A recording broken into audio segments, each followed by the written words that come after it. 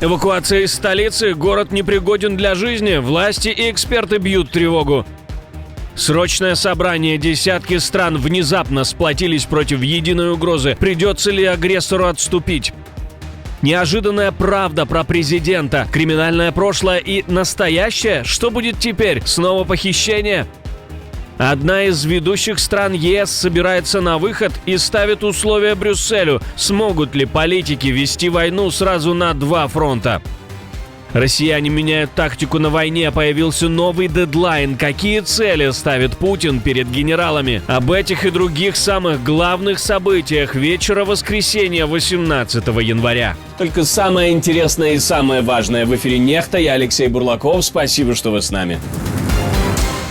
Добровольная эвакуация. В Киеве прозвучала фраза, которую обычно стараются не говорить вслух. Если тепла нет уже неделю и перспектив восстановления не видно, лучше уезжать из города. Не потому, что так удобнее, а потому, что дальше может стать поздно. После мэра Києва эту мысль подтверждают эксперты. Бо якщо система опалення зруйнована, то навіть при плюс 5 ви в багатоквартирному будинку жити не зможете. Вам просто буде холодно. Об'єктивно складнішої ситуації за війну не було. Це ж реально ніколи в світі не було атак в мінус 15 на місто, в якому є центральне опалення і яке було зруйновано. Почему так жестко? Централизованное отопление – это огромная сеть. Когда она встала на сильном минусе, вода в трубах превращается в лед, расширяется и ломает магистрали. После этого город можно расковыривать неделями, а иногда и месяцами, просто потому что повреждений становится слишком много.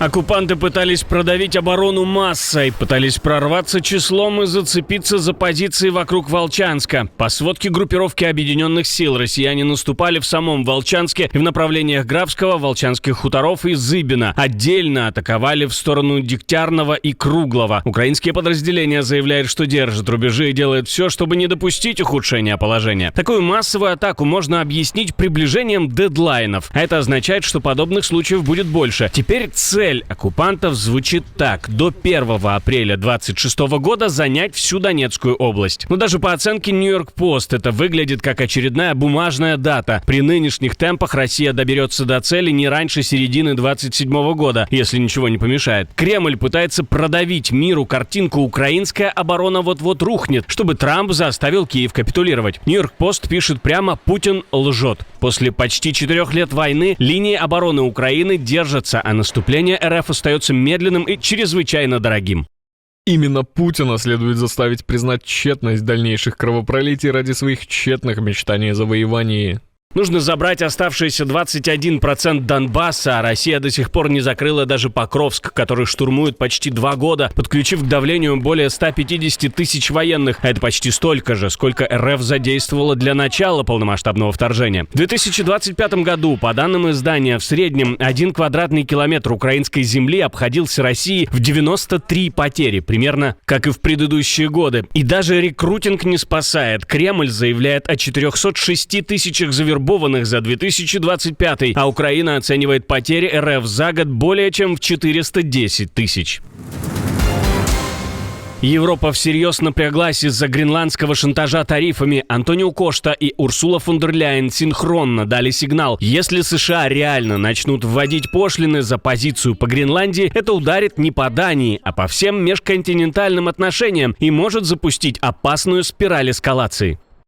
Введение пошлин подорвет трансатлантические отношения и создаст риск опасной спирали ухудшения ситуации. Европа будет оставаться единой, скоординированной и преданной защите своего суверенитета. Евросоюз в ответ напирает в базовую вещь. Суверенитет и территориальная целостность не предмет торговли и не повод воспитывать союзников пошлинами. Параллельно Брюссель подчеркивает солидарность с Данией и Гренландией и настаивает на диалоге, чтобы не загонять ситуацию в тупик. И да, Париж и ряд других европейских столиц уже обозначили линию публично. Макрон назвал такие тарифные угрозы неприемлемыми и намекнул, что Европа, если что, будет отвечать единым фронтом. Сейчас это выглядит так, будто Дональд Трамп скорее прислушивается к советам китайских или российских экспертов по безопасности, внешней политике и экономике, чем к экспертам в Белом доме или в самих США, потому что решения и заявления, которые Трамп делает публично в краткосрочной перспективе, больше служат внешнеполитическим и оборонным целям России и Китая, чем национальным интересам Соединенных Штатов. Дональд Трамп пригрозил с 1 февраля 2026 года обложить 10% тарифом товары из ряда европейских стран, а с 1 июня поднять планку до 25%. В списке назывались Дания, Норвегия, Швеция, Франция, Германия, Нидерланды, Финляндия и Великобритания.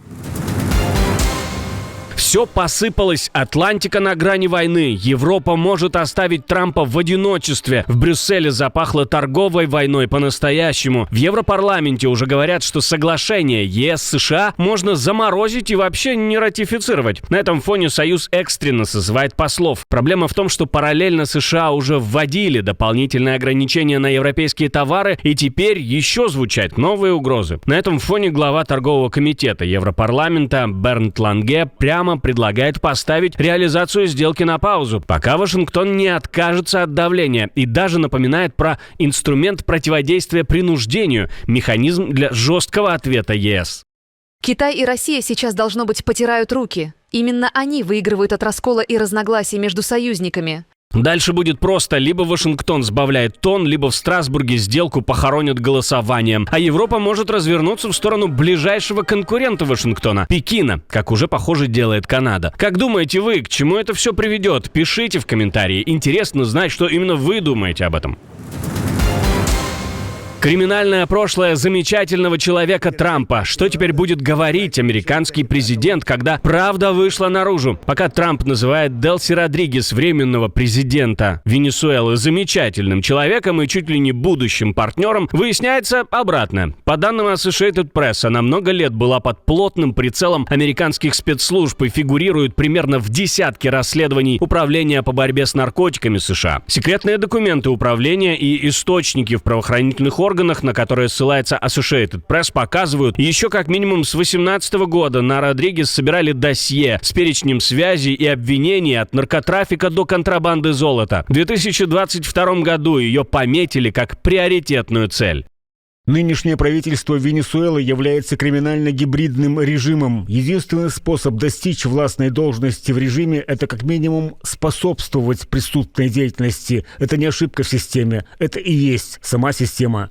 География дел широкая. Упоминаются офисы и направления от Парагвая и Эквадора до Финикса и Нью-Йорка. Один из информаторов утверждал, что Родригес могла использовать отели на острове Маргарита как прикрытие для отмывания денег. Остров в США давно считают удобным узлом для переправки наркотиков дальше по Карибам и в Европу. Еще один важный штрих. Родригес связывают с коррупционными схемами Алекса Сааба, колумбийского бизнесмена и доверенного лица Мадуро, которого США арестовали в 2020 году по делу об отмывании средств через госконтракты. И ключевая деталь, из-за которой все это выглядит еще более токсично. Публично США Родригес официально не обвиняли, но по данным Associated Press ее разработка шла через элитное подразделение спецопераций Управления по борьбе с наркотиками, то самое, которое готовило доказательства для дела против Мадуро.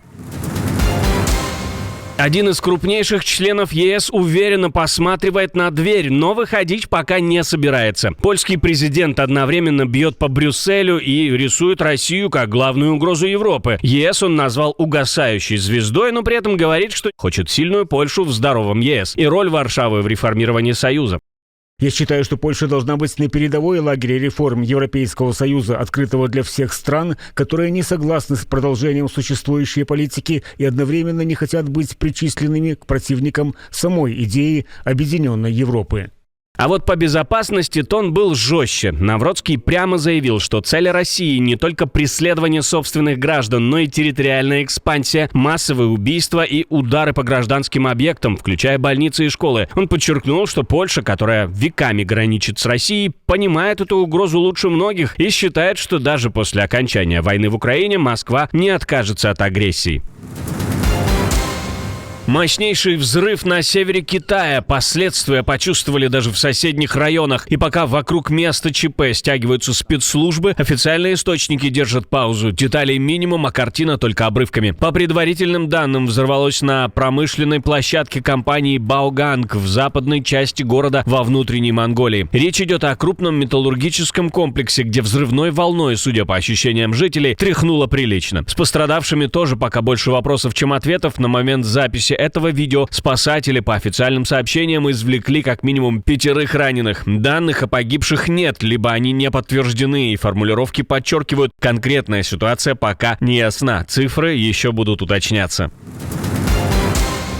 Гражданская война на низком старте. Министерство обороны готовится отправить войска. Пентагон держит 1500 солдат на чемоданах на случай, если Трамп все-таки введет войска в Миннесоту из-за протестов против депортаций. Речь о 2 пехотных батальонах 11-й воздушно-десантной дивизии из Аляски. Им приказали готовиться к возможной отправке, но решения везем, не везем пока нет. В Миннеаполисе уже больше недели идут протесты после смертельной стрельбы, которая случилась 7 января. Агент миграционной службы застрелил Рене Гуд, и это стало спусковым крючком для масштабных протестов. На этом фоне Трамп 15 января публично пригрозил применить закон о восстании, который позволяет задействовать армию внутри США. Параллельно штат тоже готовится. Губернатор Тим Уолтс распорядился мобилизовать Национальную гвардию Миннесоты, пока без вывода на улицы. Пока это подготовка к варианту. Не факт, что хотя бы часть из этих солдат действительно поедет в Миннесоту, но сама постановка вопроса показывает, что Вашингтон держит силовой сценарий в резерве, и это уже разогревает ситуацию. А в прошлом выпуске мы рассказывали про угрозу удара по подстанциям, связанным с украинскими АЭС. Говорили и о Гренландии. В Белом доме снова давили на Данию, а в Европе отвечали, что военного сценария вокруг острова вероятнее всего не будет, и обсуждать все это надо внутри НАТО. На самом острове шли протесты, массовые в каждом городе. В Италии арестовали сухогруз, на котором было 33 тысячи тонн российского санкционного металла. В Тегеране заявляли, что победили США, и угрожали ответом, а Трамп объяснял отказ от удара по Ирану тем, что сам себя убедил. Также мы рассказывали про заявление президента о подготовке армии к войне нового типа, про курс Кремля на массовое производство дронов для бизнеса с очевидной военной подкладкой, про попытки РФ собрать свой аналог Starlink. Если вы не видели, обязательно посмотрите. А мы с вами увидимся уже завтра.